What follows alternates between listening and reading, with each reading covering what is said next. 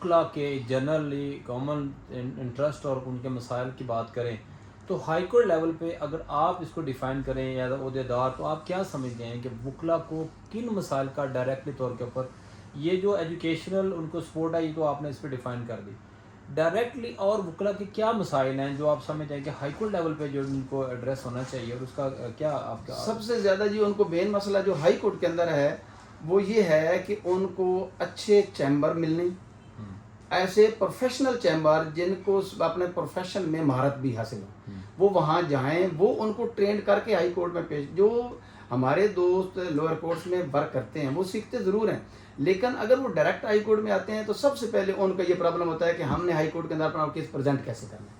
یہ بھی ان کے لیے ایک مشکل ہے، تو ان کو بجائے اس کے پیش ہونے پر ٹرین ہونا ضروری ہے. اچھا، یہ تو ایک پروفیشنل اسکل کی طرف ہم چلے گئے.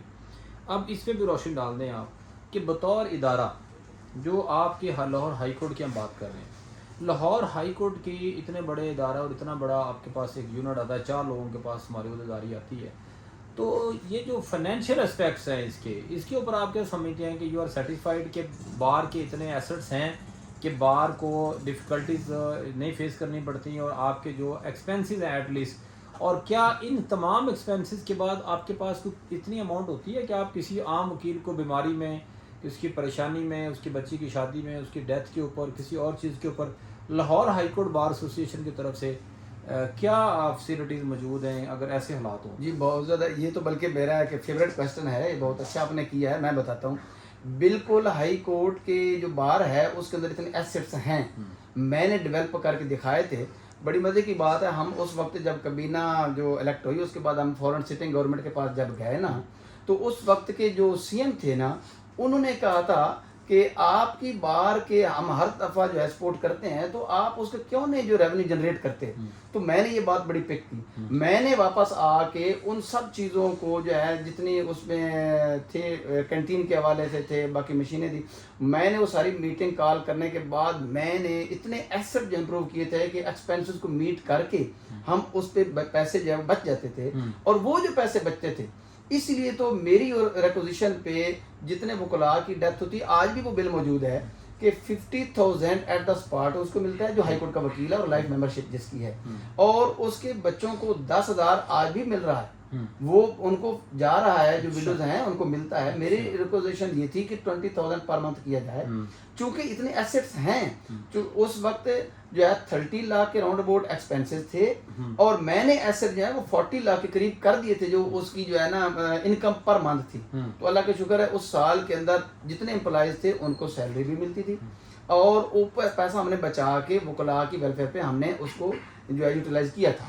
تو اتنے ہیں ایسٹس. تو آپ سمجھیں کہ ہماری بار ایسوسیشن کے پاس اتنے ایسٹس موجود ہیں کہ وہ اپنے ایکسپینسز کے بعد وکلا کو کوئی فائنینشیل سپورٹ کر سکتے ہیں. تو لیکن پھر ہم یہ کہ ہمارے سننے میں یہ کیوں آتا ہے کہ جب بھی کیبنٹ جاتی ہے تو آنے والی کیبنٹ سب سے پہلے یہ کہتی ہے کہ 3 ماہ کی تنخواہیں جو ہیں وہ ملازموں کی رکی پڑی ہیں. تو اس کے اوپر پھر یہ بات ہر دفعہ تقریباً، میں نہیں کہتا کہ ہر سال ایسے ہوتا ہے، لیکن تقریباً ہر سال ہمیں یہ سننے میں ملتا ہے. تو اگر فائنینشیل سپورٹ اتنی بار کی سیلف ہے تو پھر یہ جو ہے ڈاکومنٹڈ کیوں نہیں ہے؟ اس کو پبلک ہم کیوں نہیں کر سکتے کہ جی بار کے اوپر کرایہ منتھلی اتنا آتا ہے، بار کو اتنے ایسٹس ہیں بار کے پاس؟ یہ ہم نے آج تک پبلک اس کو کیوں نہیں کیا؟ اس کے پیچھے کیا راز ہے؟ میں بتاتا ہوں. بالکل جی، پبلک ہوتے ہیں. جب آپ کو پتہ ہے نا کہ پروجیکشن میٹنگ ہوتی ہے نا، جب نئی کابینہ کا الیکشن آ رہا ہوتا ہے، جانے والی کابینہ کا وہ لاسٹ ڈے ہوتا ہے، پروجیکشن میٹنگ پہ وہ ایک آڈٹ جو ہے رپورٹ شائع کی جاتی ہے. اس رپورٹ کے اندر یہ موجود ہوتا ہے کہ اس وقت ہمارے بینک کے اندر اتنے ایسٹس موجود، اتنے ایکسپینسز ہو گئے ہیں، کیونکہ اس اماؤنٹ کے میں کم از کم 3 سے 4 کروڑ کے اندر وہ اماؤنٹ ہے جو فکس ہے.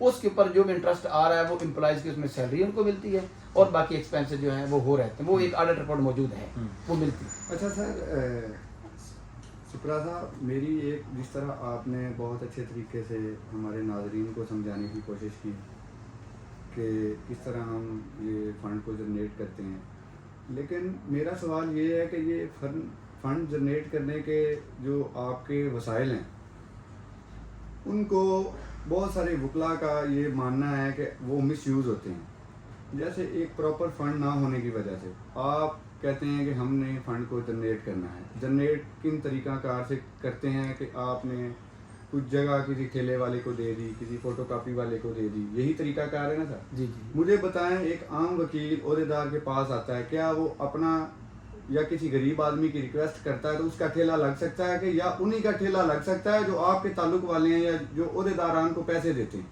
क्योंकि जनरल एक आम वकील की जो सोच है वो यही है कि आप किसी भी ओहदेदार को पैसे दें और वो आपका ठेला लगा देगा, इससे बार की कोई खिदमत नहीं है, इससे बार का फंड जनरेशन से कोई ताल्लुक नहीं है। जो ओहदेदार आता है, क्योंकि इसकी वजह है कि इसके सबसे बड़े जो नुकसान हैं वो ये हैं कि आपकी बार में जगह ही नहीं है कोई बैठने की। आप उस जगह पे भी आप ठेला लगा रहे हैं जहाँ पे कि आम वकील की अच्छी सिटिंग बन सकती है।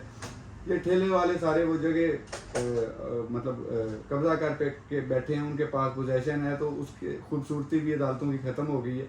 क्या हमें इस तरफ नहीं आना चाहिए कि गवर्नमेंट सतह पे फंड जनरेशन हो, कि बारों को एक फिक्स फंड मिले, मुलाजमीन की उनकी तनख्वाहें मिलें, हर आने वाली कैबिनेट ये ना कहे कि पिछले वाली कैबिनेट ने ये सारे पैसे खा लिए हैं। तो इस चीज़ पे ज़रा काइंडली बताइएगा हमारे आम वकील, क्योंकि आम वकील का ये चैनल है, ये आम वकील ही लोग सुनना चाह रहे हैं, ये आम पब्लिक का सवाल है जो अगर नाराज़ ना हो तो। आपने माशाल्लाह एक ही सवाल में 3-4 सवाल किए, तो मैं कोशिश करता हूँ आपको वन बाय वन बताता हूँ।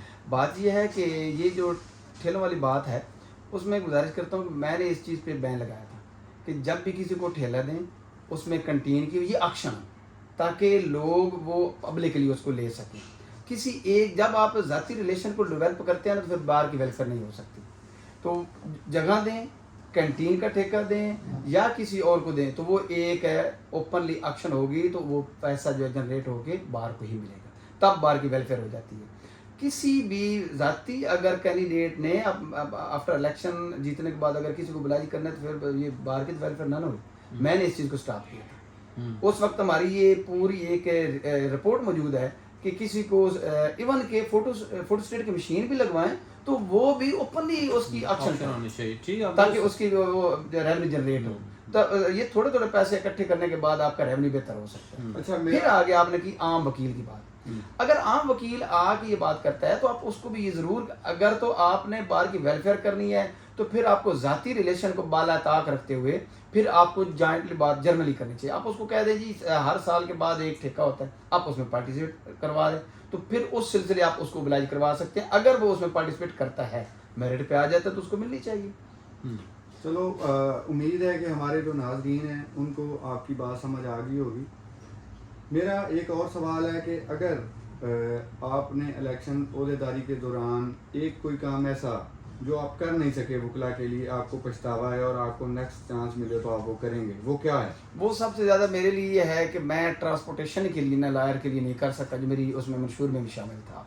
कि देखें अब इस वक्त हमारे सिर्फ अगर लाहौर का ही ले लें तो लाहौर में भी मॉडल टाउन कोर्ट्स मौजूद हैं, कैंट कोर्ट्स मौजूद हैं, ये सारी कोर्ट्स मौजूद हैं। एक ज़रूर है कि हाई कोर्ट से सिविल सेक्रेटेरिएट में ईवान अदल तक जाती है हमारी जो है ट्रांसपोर्ट। लेकिन मैं ये चाह रहा था कि जिस तरह दूसरे गवर्नमेंट एम्प्लॉय की होते हैं उनको ट्रैवल अलाउंस मिलता है, तो कम से कम अगर मैं कर जाता तो ये ट्रांसपोर्टेशन वाला जो है ना, इस पे मेरा ज़रूर जो है वो रह गया है। अच्छा, आप सब बहुत अच्छा आपने अपना, हमें अच्छा लगा कि आपने बार के अंदर रहते हुए उन चीज़ों की निशानदेही भी की है जो मुश्किल है। तो थोड़ा सा इस हवाले से भी बता दें कि बार के एसेट्स को हमने डिस्क्राइब कर ली है कि बार के ऊपर बार को किराया भी आता है, ओपन ऑप्शन भी होती है।